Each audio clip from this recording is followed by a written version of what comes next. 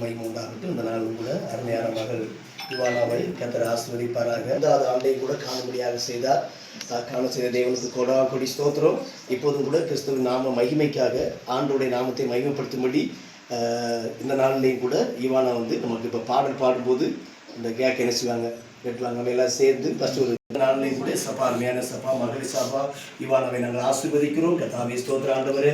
கர்த்தர் சபா சங்கீதம் 128 அப்பா சொல்லப்பட்டபடி நீ உன் பிள்ளைகளையும் எருசலேமும் போனாலும் சமாதானத்தையும் காண்பாய் என்ற வசனத்தின்படி கர்த்தாவே சங்கீதம் 91 சங்கீதம் சொல்லப்பட்ட ஆசீர்வாதங்கள், கர்த்தாவே சங்கீதம் 23 சொல்லப்பட்ட ஆசீர்வாதங்கள் ஒவ்வொன்றும் சபா ஸ்தோத்திர ஆண்டவரே மகள் மட்டும் நாங்கள் விசுவாசிக்கிறோம். இந்த பிள்ளைகளுடைய கரங்கள் வளர்ந்து வருகின்ற நாட்கள்ல அநேக கரங்களுக்கு சபா உணவளிக்கிற கரங்களாக, அநேகருக்கு கொடுக்கிற கரங்களாக, அநேகரை போஷிக்கிற கரங்களாக கர்த்தர் மேன்மைப்படுத்துவீராக.